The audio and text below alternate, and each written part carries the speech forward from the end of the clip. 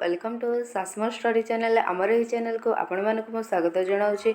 आम चैनल यहीपरि नुआ नुआ वीडियो देखा आम चैनल को सब्सक्राइब कर दिंतु और बेल आइकन को क्लिक कर दिंतु जहाँफल आपण मैंने आम चैनल नुआ नुआ वीडियो सर्वप्रथम देखिपारे।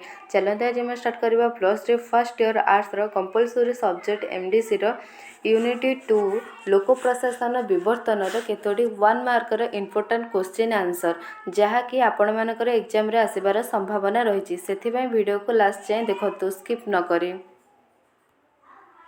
फर्स्ट क्वेश्चन है कौन ना मनुस्तुति पुस्तक डेस रचना करथिले किए रचना करथिले। आंसर है कौन ना मनु रचना करथिले। मनुस्तुति पुस्तक मनु रचना करथिले। डेस रिपब्लिक पुस्तकर रचयिता। आंसर है कौन ना प्लूटो।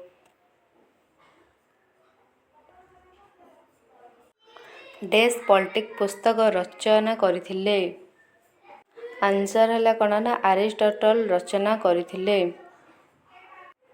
डेस तांकर पुस्तक द प्रिंस रे केवल धर्मरु राजनीति को पृथक करि नथिले बरम धर्म को राजनीति अधीन रे रखिथिले। आंसर है कौन ना मैकियावेली। डेस द स्पिरिट ऑफ लॉ पुस्तक रे राजनीति प्रशासन और आईन मध्य पार्थक्य दर्शाई। आंसर है कौन ना मोंटेस्क्यू। अमेरिकार डेस चिंता नायक एक क्षमताशाली और केंद्रीभूत जातीय सरकार सपक्ष मत देइथिले।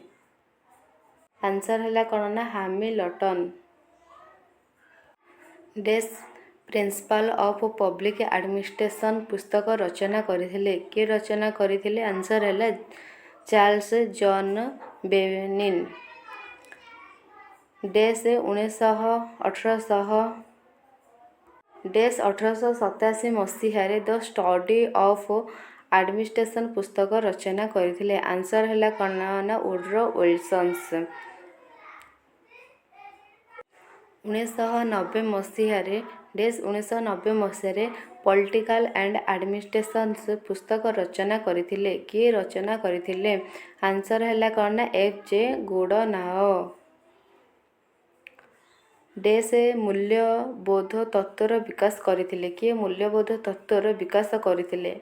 आंसर है कौन ना मैकमूरे। आंसर कौन ना मैकमूरे।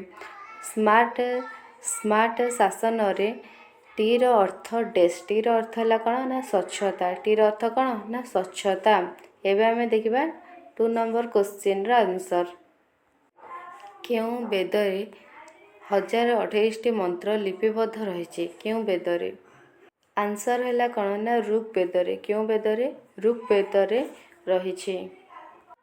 अर्थशास्त्र पुस्तकर क्यों अध्याय आईन और विचार व्यवस्था उल्लेख रही। आंसर है कौन ना तृतीय। मोगल मानकर समय रे न्यायपालिकार प्रथम स्तर कौन थिला। न्यायपालिकार प्रथम स्तर कौन थिला। आंसर है कौन ना सुबा। न्यायपालिकार प्रथम कौन थिला ना सुबा थिला। महारणांकर घोषणा पत्र केबे घोषणा होइथिला। आंसर है कौन ना 1858 मसीह घोषणा होइथिला। स्वायत्त शासन क्षेत्र रे ब्रिटिश समय रे काहांकर अवदान अतुलनीय थिला। कहार अवदान अतुलनीय थिला। आंसर है कौन ना लॉर्ड रिपनकर अवदान अतुलनीय थिला। केउ अनुष्ठानटी अधुना नीति आयोग भाव परिचित कौड़ा ना योजना आयोग।